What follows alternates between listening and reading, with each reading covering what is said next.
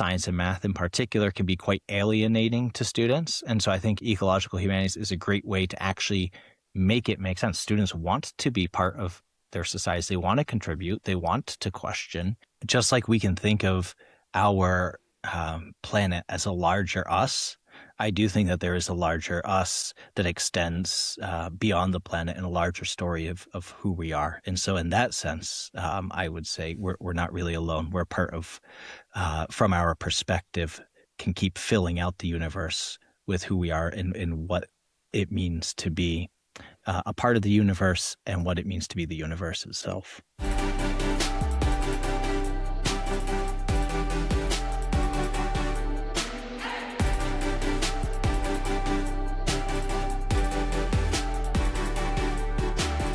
What if you turn hardship into greatness, anger into serenity? Everything changes.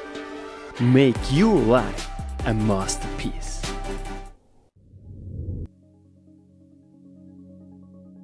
Welcome, I'm Yannick, your host, and now joining me, Jared Rock. Jared Rock is a literary teacher in Spain and joins me now to really discuss ecological humanities, what it is, why it is especially in great need now, and how to actually teach ecological humanities. Welcome to the show, Jared, to really discuss your outstanding work. Jared, welcome. So just introduce yourself in simply one powerful sentence. Hey, I'm Jared Rock, and I'm a traveler of the radical road to the good life. That's amazing. I love this introduction. And to really set it up a little bit, so tell us a little bit about your growing up, really the context and what ultimately made you become a teacher. Mm-hmm. So I grew up in northern New England, in New Hampshire. And when I was in high school, I really started getting into literature. I'd always liked reading, but developed more of a serious focus in literature. And in 10th grade, we read The Transcendentalists, which is kind of a staple of American education. And this ties a little bit into the later ecological humanities, but it was reading Thoreau and then Emerson, and actually having the opportunity to just sort of walk out my back door and into a large forest and put some of this into personal practice, like Emerson's transparent eyeball, sitting there and becoming part of the environment, letting it envelop me. Academically, beyond that, also I took an interest in other literature, classics, modern literature, and such. So I knew that I wanted to continue studying that at university level. And when it comes both to careers that come out of literature, some kind of teaching is essentially necessary. So it's a matter of kind of choosing the level. And there's also, I think, a importance in working with high schoolers, with adolescents. I think it's the time that literature clicked for me, and so I think that's kind of what made me want to enter in at that level, be part of that discussion in that process, and pass that love on to people at an age where I know they're starting to make those connections. What are the connections that you made early on with literature in general? So tell us a little bit how you felt when you read all those great writers and thinkers. Mm-hmm. Yeah, there are a lot of different kinds of connections, I think, that we make. So there are connections that just span across time. I read Gilgamesh for the first time when I was in high school, the oldest surviving narrative that we have. And when you can get into some of the themes, this fear of mortality what is good power, abuse of power, friendship, and transformative love. And you can see a human connection and thread that brings you into what would otherwise seem like such a foreign land and time. I think, that type of travel and human connection through literature is really special. And of course, reading more contemporary things, I think it opened up my eyes to just parts of the world that I otherwise wouldn't have had contact with, and I could better understand life situations and some of the larger systems, social systems that are at work, and the interplay there in power, oppression, and the really the dignity and shared goals that make all of us human, and should be bringing us together. Are you afraid of death? Well, I would say, at some level, I think every living thing has an aversion to death. Of course, I think that from my very much alive and still middle-aged perspective, I'm not that scared. But we'll see as time rolls on. I have a lot of time for that fear to build. What do you think is a healthy relationship to death and really the process of really dying? I think some of this for me has an answer going into the ecological perspective as well. And I think that looking at death as a type of transformation, and understanding that we are one stop along the way of many transformations, right? I mean, all of us come from some energy that has been around since the beginning of time, since the Big Bang, that has run through so many transformations. And we're just one iteration of that, one special combination. And there are many more to come. And if we can see that larger perspective, I think there is some wisdom and some consolation in that. And then, of course, there's still the personal perspective. I try to stay at peace with my principles and values. And I really think it's when you compromise in those, in your relationships and the things that you believe, that you become more scared of your mortality, because you feel like you've somehow compromised life and have something to make up for it. So those are the two routes that I would say to make a healthier relationship with death. That's so powerful, and I love the fact that you mentioned transformation because that's what it truly is, right? Energy can't be created nor can it be destroyed, but it is always, but it can be transformed, and I think you are such a great example of that. But just a little bit, dig a little bit deeper in terms of yourself, because I love what you're saying in terms of values and principles, and just also for our listeners, I think it's always important to know that hey, values and principles are really important and we should actually be very much aware of what they are. If you don't mind, could you mention some of your core principles? Because it really builds up, in my view, on why you are so concerned and why you are thinking that ecological humanities is really important, especially today. Mm-hmm. Yeah. So some of my core principles, I'll go with maybe three that I think connect well with the ecological humanities. One comes from the value of interdependence, and the principle that comes out of that is, that we are important agents. We have an impact on others around us and on the web of life around us, on the relationships.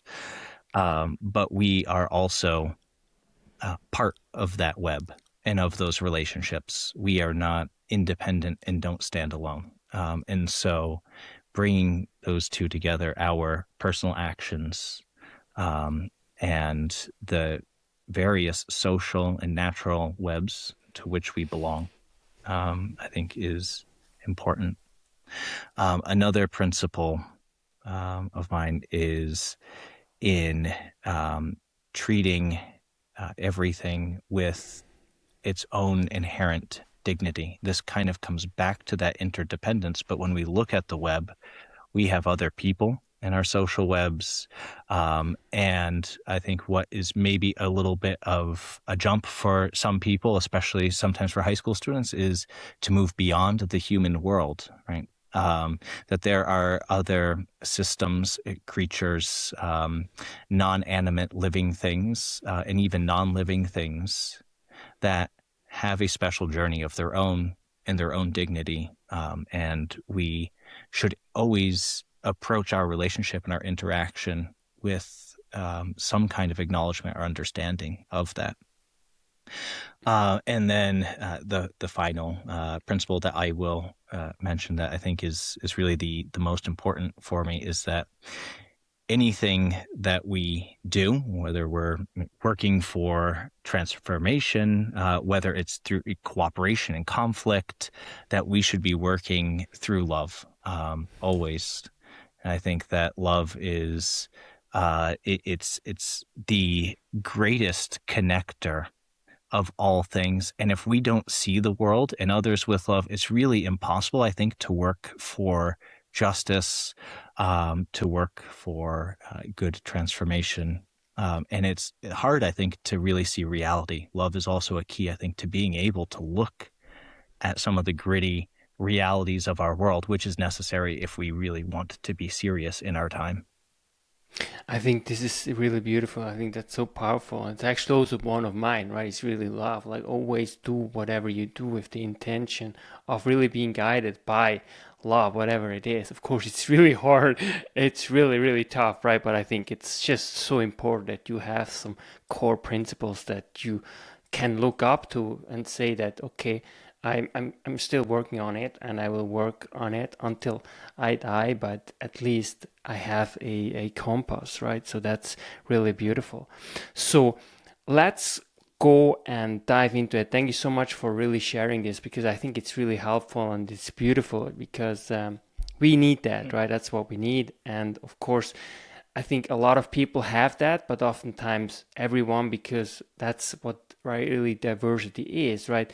Everyone lives it a little bit differently, right?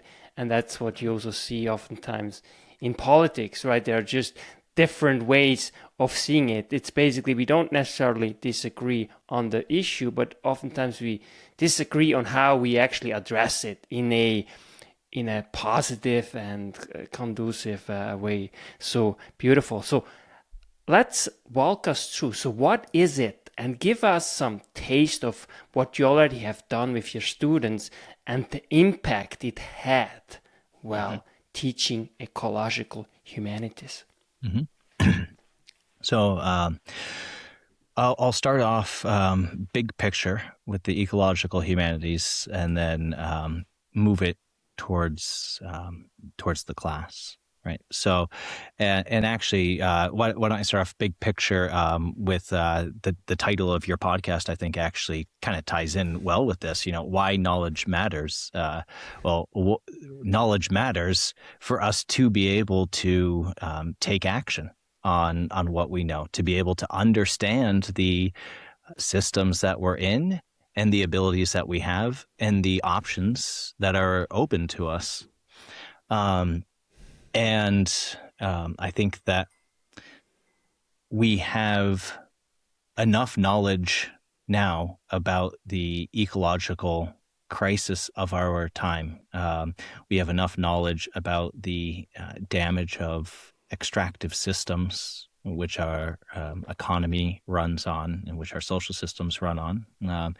Enough knowledge on climate crisis and the human impact on it that we really have a responsibility now to be changing the way that we think and act. And the ecological humanities is rooted in making that change and helping high schoolers to make that change. So the ecological humanities, I envision it though it was taught as a class. I envision it as trying to found kind of a new subject or a new field, a subject that I think would be beneficial for people everywhere, high schoolers in particular, because they're age. But I think everyone, it's a conversation that we should be part of, and it comes out of, in my view, sort of a long line of the humanities, starting with Studia Humanitatis in the medieval university, which brought about this huge paradigm shift into our modern world. It brought us things like human rights and understanding of human flourishing, right, our communal flourishing, but it was kind of constrained by an anthropocentric view that was just inherent to the subject matter itself, right, human flourishing.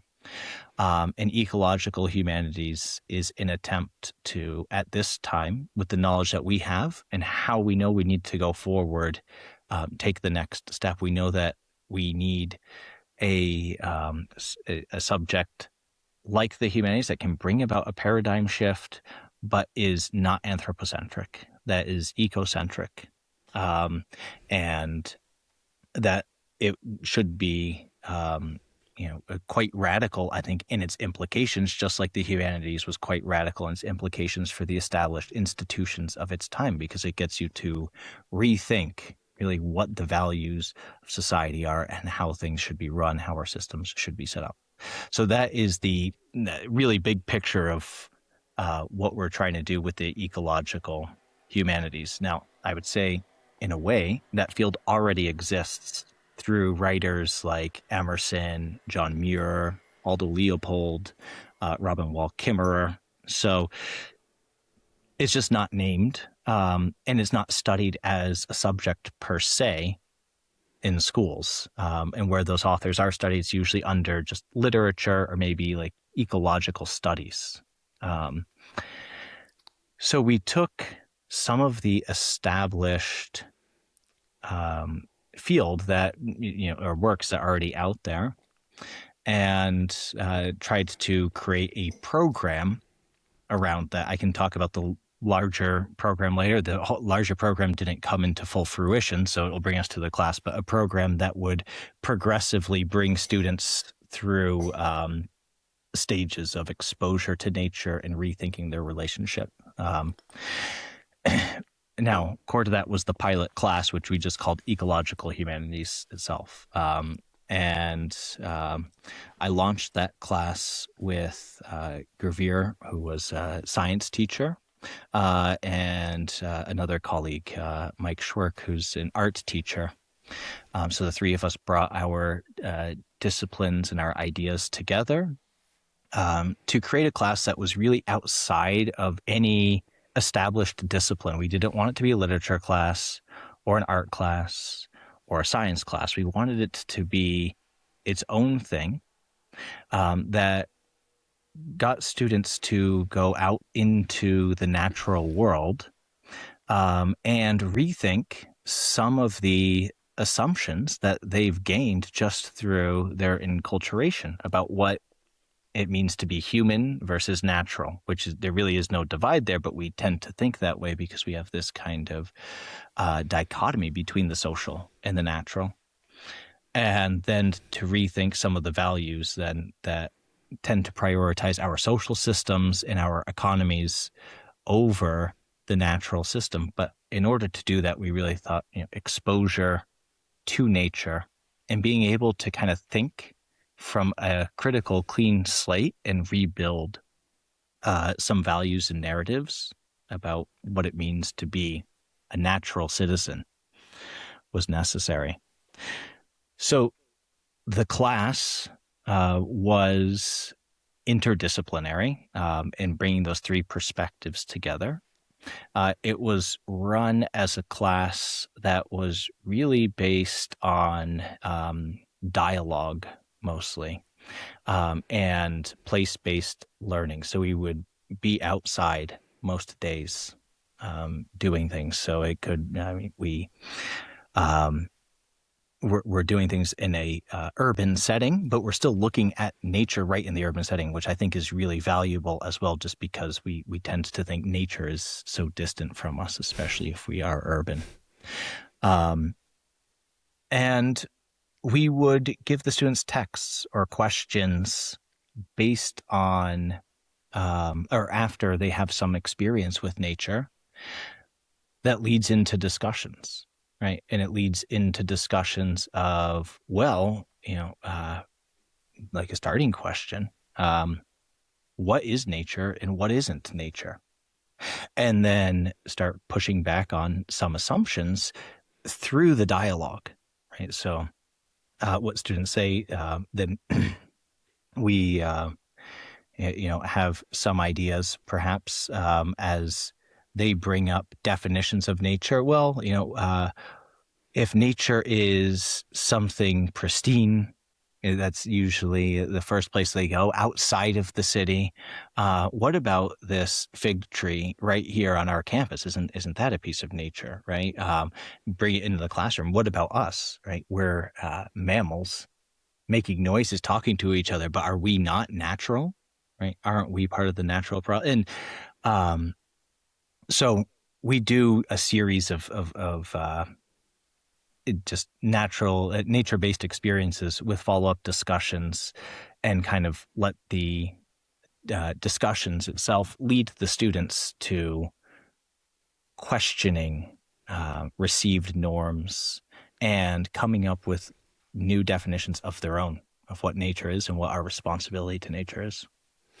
It really sounds incredible, and it looks like it's incredible work.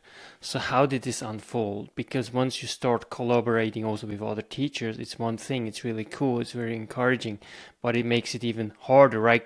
More complex, just the logistics, just, talking to each other and how you actually implement this. So how was it? Walk us through the biggest barriers that you really faced, but also in terms of how open, let's say, the administration was. How was it received in general? Mm-hmm. So the barriers and the collaborative element, the collaboration with other teachers really didn't present much of a barrier. And I think that the collaborative element may be more of a barrier if you're trying to run a class that is primarily kind of academic knowledge. You're trying to break it down and make tests, and then people are kind of fighting over maybe academic territory.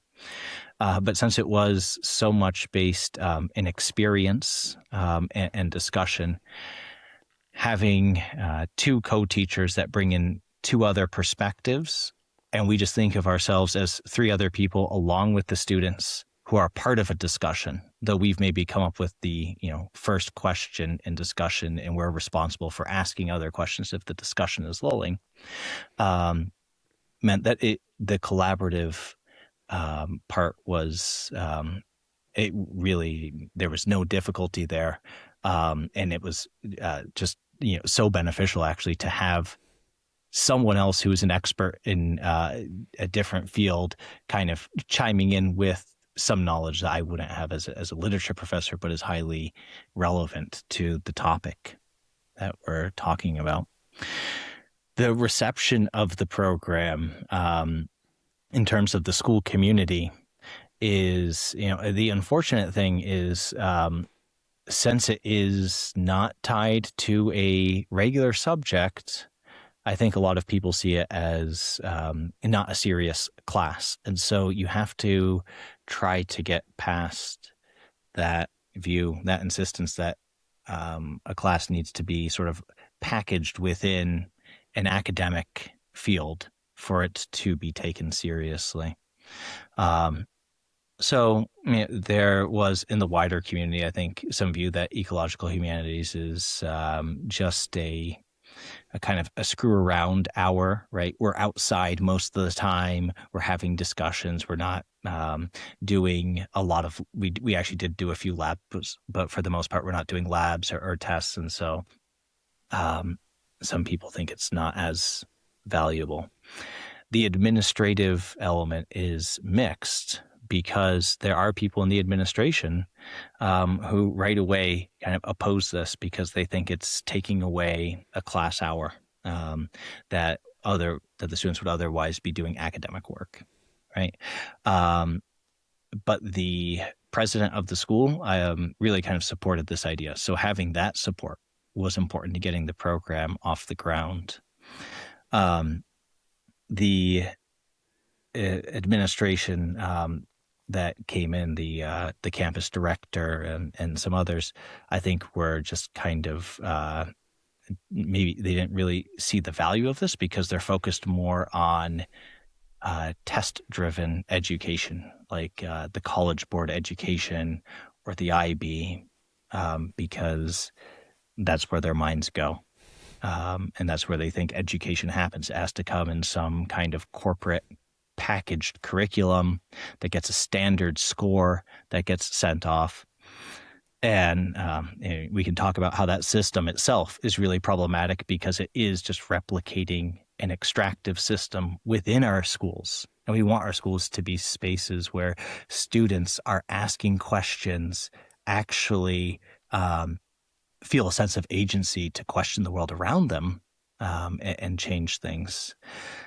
So, and I think that liberatory component actually scares maybe some administrators. And honestly, I think it scares some students too. Our students were a bit hesitant to really participate genuinely in discussions at first because they're used to a system that you come in, learn some content and some skills, and you're expected to take those content and skills and just replicate them on an exam.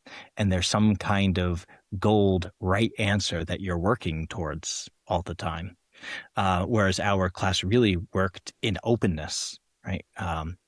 We don't have an answer. We have the data and the problems of our times.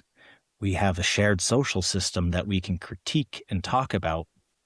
But there is not a correct answer that you can memorize or that you can work towards and be sure that you're, walking away having checked off the boxes for the class and you're going to get whatever score or result that lands in. Yeah, this is really fascinating. And so how did it evolve over time with your students? Yeah, so at first, the students who were in the class, I think, were quite happy to be in the class because of the outdoor component. And they got to go outside. I mean, I think it was in like week 2 or 3, we brought them out to build a fire. And so, these are kind of fun things to be able to do at school compared to sitting in a classroom. Right. But like I said, there was some resistance to actually opening up, right? Because they're also, when you do start questioning some of the dominant narratives about what nature is versus what society is, it can call into question, I think, some of your other values, some of your concept of self and what type of a person you are, the values of people that you respect. And so there is a little bit of just sort of danger there, from a self-perception standpoint. And it is kind of hard sometimes anyway to get students feeling okay to be genuine with each other when it leads to perhaps a bit of vulnerability, right? But after a few discussions, I think after making a few connections about, hey, we actually live inside of a natural world. We're natural beings.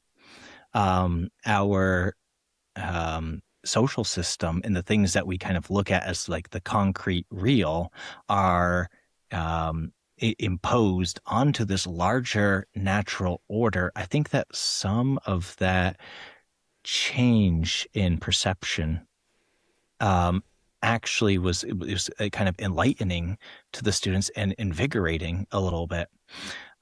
So that by the second of 3 terms, certainly I think all of the students had quite bought into the class. They were discussing ideas from like Jean-Jacques Rousseau and forming their own opinions about Rousseau's essay on inequality and what the natural state of man is and how we've gotten to where we are. And they're actually, it's not in an academic way. They're not, arguing this in the abstract. They're thinking about, hey, what is this from where I actually stand, right? As a person here, a teenager living in Madrid, living in these times, right now, with everything that is going on in the world, news-wise, and then larger than news-wise in the ecological world. They're forming opinions about artists who are working with land and natural elements and what their artwork means and what we should be doing, what kind of activism or art people should be involved in. And so once that door is opened up, then I think you get a very lively atmosphere. And we took the students out early on in the year to the Gredos Mountain chain. We read John Muir with them and talked about Muir connecting glacial valleys with some of his awe, at those glacial valleys. And we brought them into an actual glacial valley so that they can connect what the terms and the science of this is to an actual glacial valley. And walking through that valley, hiking through it, and realizing that this glacial river had passed through and the size of it. And, one of the students said, wow, so underneath that, in that valley bed, it would have just been cold darkness for so long.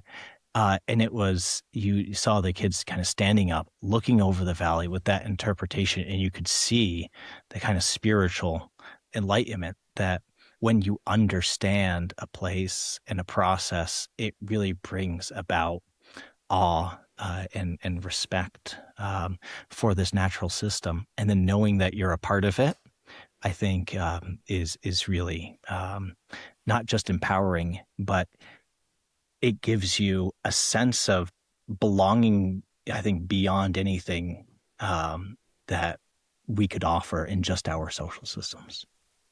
I have no doubt. I think it's really beautiful, so important, because today I think, and we will touch on this a little bit later on.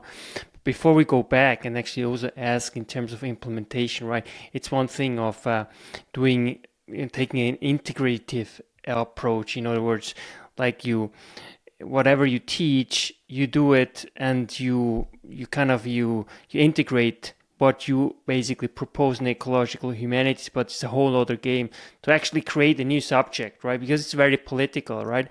But before we go to that, do you think we are alone in this universe? Well, I mean, if I had to hedge my bets based on the size of the universe, I would say no. I don't think so. Also, I think that there is a way of, just like we can think of our planet as a larger us, I do think that there is a larger us that extends beyond the planet and a larger story of who we are. And so in that sense, I would say we're not really alone. We're part of, from our perspective, can keep filling out the universe with who we are and what it means to be a part of the universe and what it means to be the universe itself. I think that's beautiful. I love that. It's just like I'm very curious, and I follow it also what's happening in the US with releases and so many testimonials, and the area of S4 and Bob Lazar. I didn't know if you actually watched the movie, but it was really fascinating. I think it's a very fascinating human being, and there are so many things. There's so many testimonials, right, that we hear.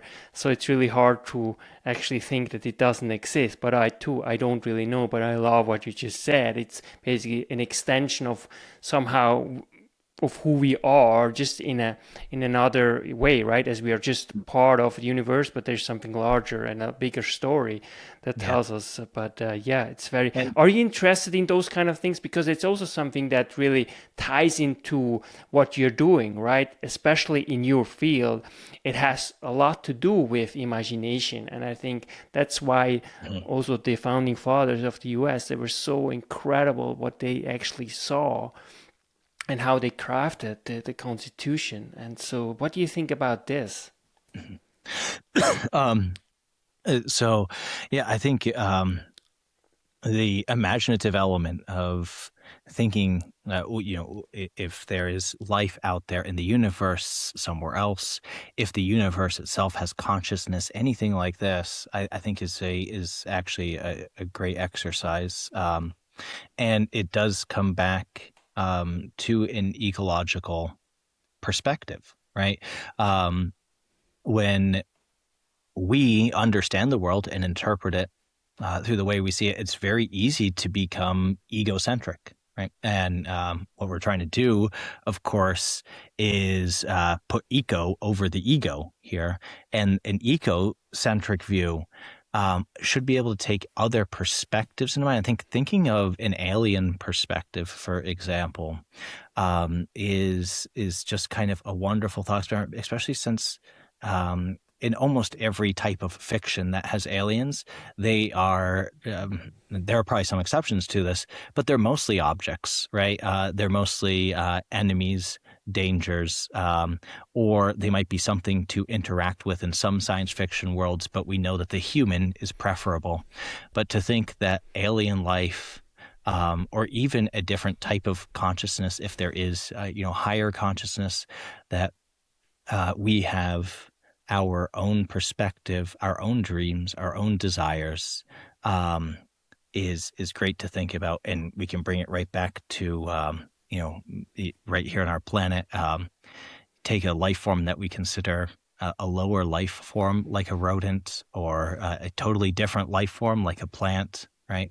To try to understand that there is a dignity there, and there is some kind of consciousness, some dream, desire, some agency, is important.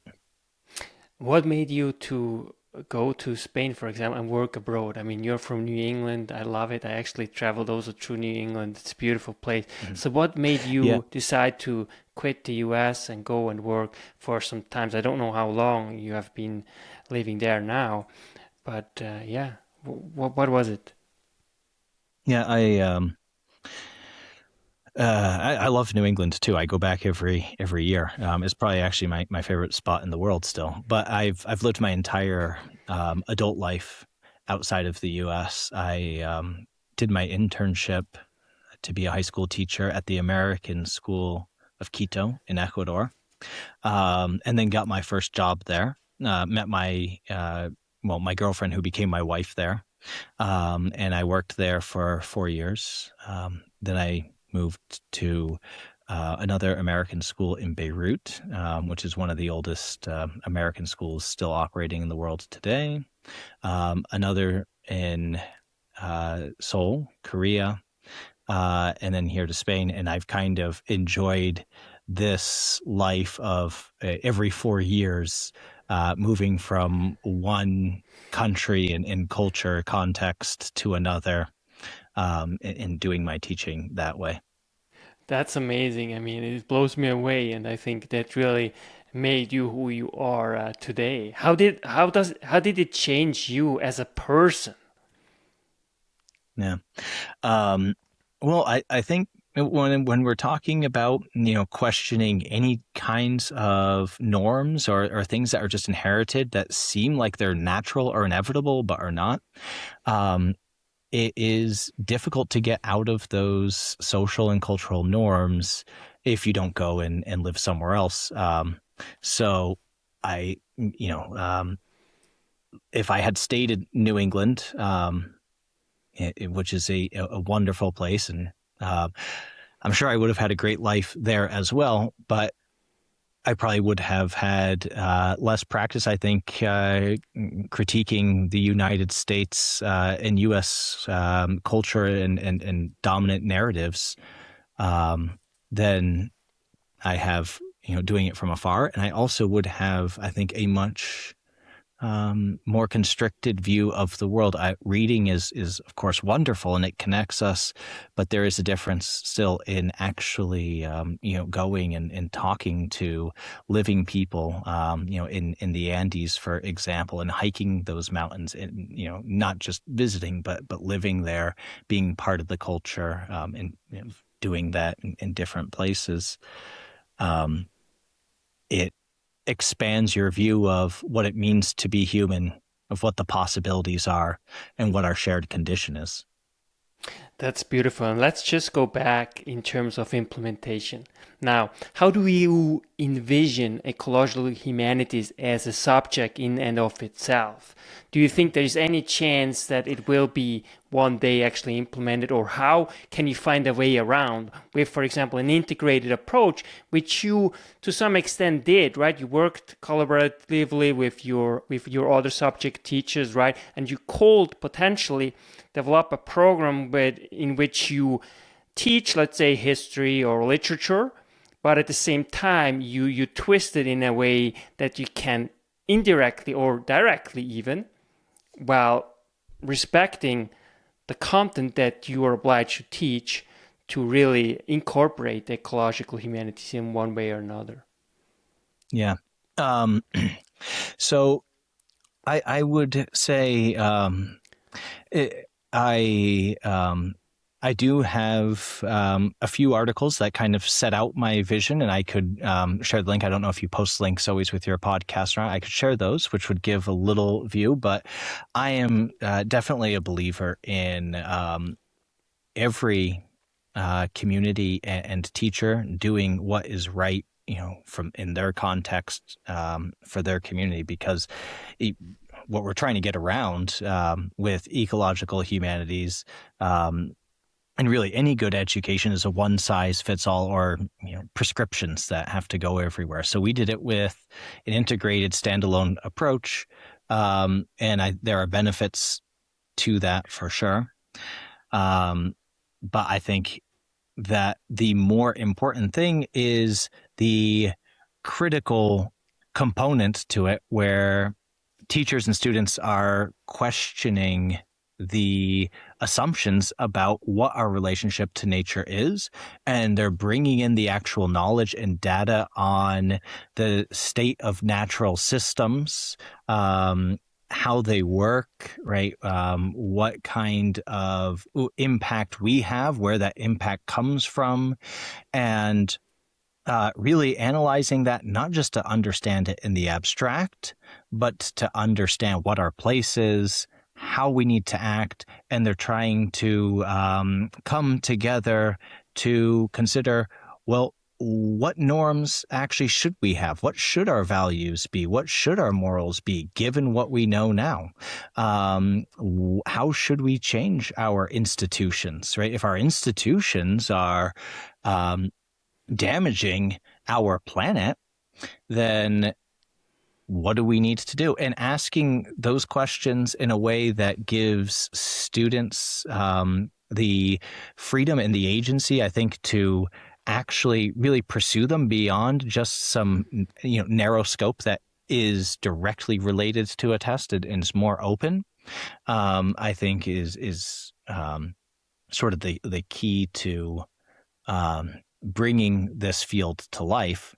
But I do also think, if it's not possible to have a standalone class where you're able to do that, you could bring it into a subject class with that lens, right? If you're teaching history, if you're teaching literature, if you're teaching science, right?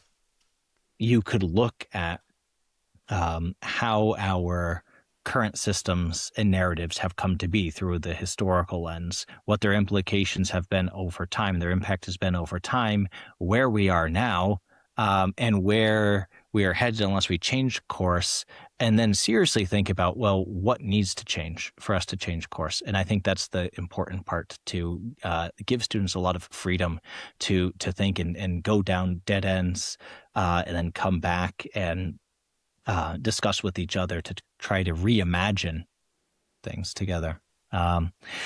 If you're studying it through a scientific lens, I think oftentimes science classes, the way that they're taught, science and math in particular, can be quite alienating to students. And so I think ecological humanities is a great way to actually make it make sense. Students want to be part of their societies. They want to contribute. They want to question.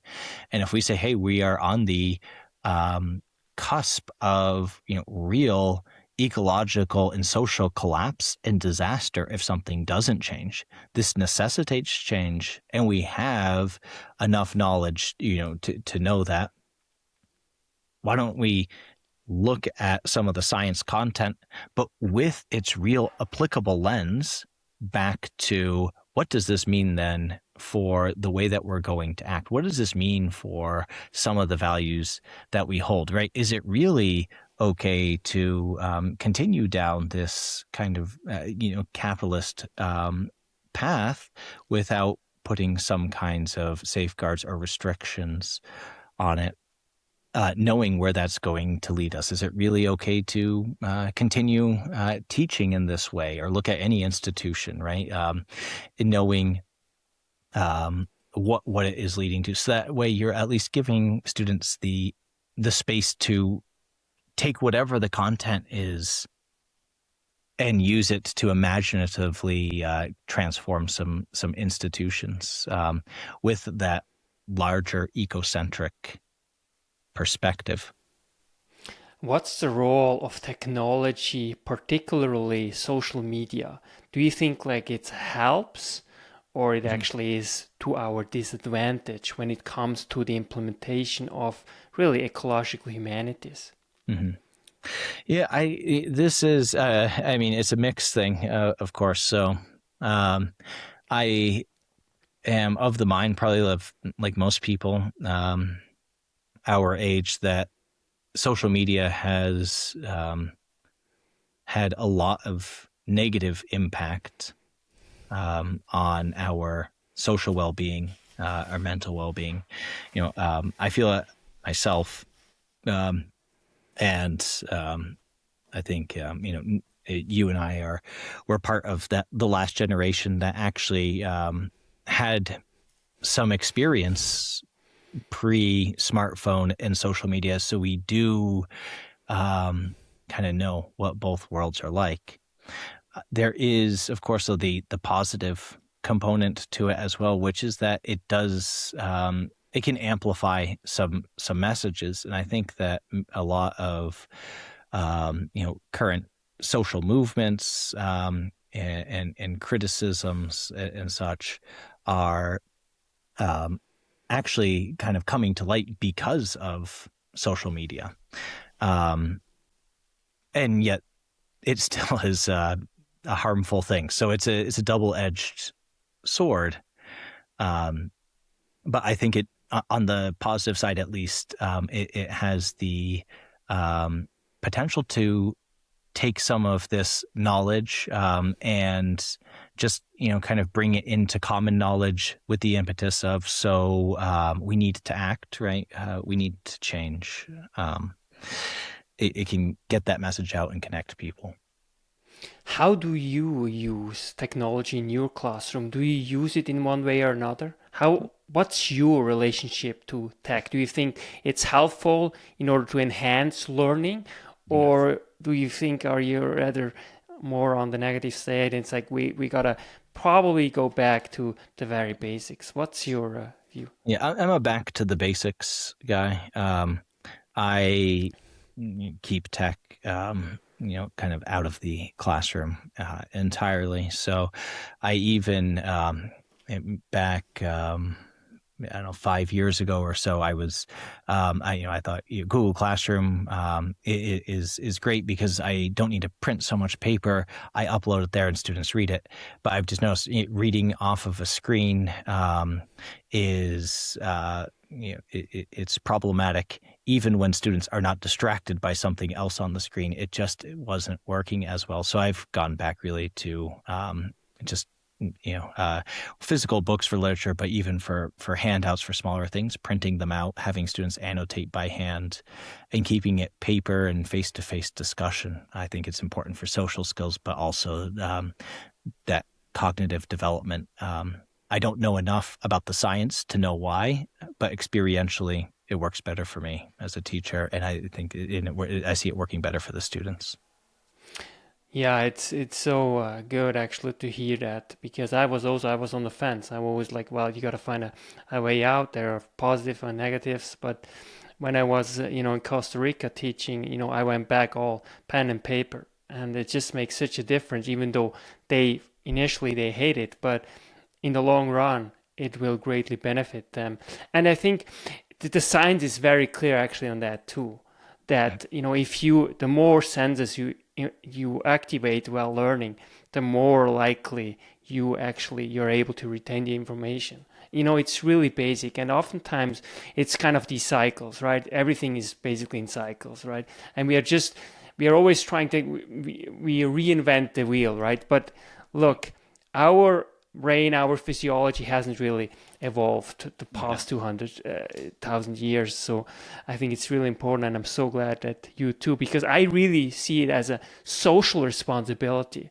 Because I always think about, look, at some point, these students that I teach, when they look back 10, 20 years ago, they can come back to me and tell me what I have actually done to them. Because now more and more we have research, empirical actually research that shows since the introduction of technology in the classrooms, the cognitive faculty went down. It's now demonstrated actually in the scientific literature, Of course, it's always hard to say causal relationship, of course, but overall, I think it's really important that we also keep this in mind, just from an ethical point of view. Mm-hmm. Yeah, and I think it's when screens come out, and I've done this with classes that are, let's say, on task, motivated, and classes that are not. So I know the problem that comes up with doing something you're not supposed to with a device, which I'm not even talking about. But classes that are focused, there is something about looking at something on the screen while you're supposed to be engaging with someone else that even breaks the attention and the social relationship, right? And I mean, for that alone, but like you're saying, also, what sticks in their memory, it's there's something. It seems like it's just a distraction, and it's going to pull away from the memory of what you actually did, whereas a good discussion, a in-person activity, of course, getting outside whenever you can, those things really stick with us. And if you're doing something meaningful in those discussions, you might not remember exactly what you said, but it's going to stick with you too, and you're going to continue building upon that. You're going to continue thinking about the ideas that came up and that you started to form there. Beautiful. Jared, what makes you truly feel alive? Truly feeling alive, it's, I think there are two ways to do this. I'm going to go with being with people that I love the most, being close with my wife, with my nephews, family, good friends. There's just a feeling of being in the moment, being in a relationship that matters, doing the thing that gives life the actual quality that that really matters, that makes it worthwhile. And really, that's what it is. Really, we gotta go back to really the basics, because what you really described is what Arthur Brooks also really says, is that, a measurement of happiness is actually if you get over time happier with less, right? And I think that's what you really demonstrate. That's beautiful. Jared Rock. So I really invite everyone really to to read your articles. We will post it below in the description. So it has been a true delight, and I'm sure we will continue this conversation because there's so much in terms of AI and so on and so forth that really touches on what you're doing and in general, even as a teacher. I thank you so much. Yeah, well, thank you. It was great talking. Jared Rock. That's why knowledge matters.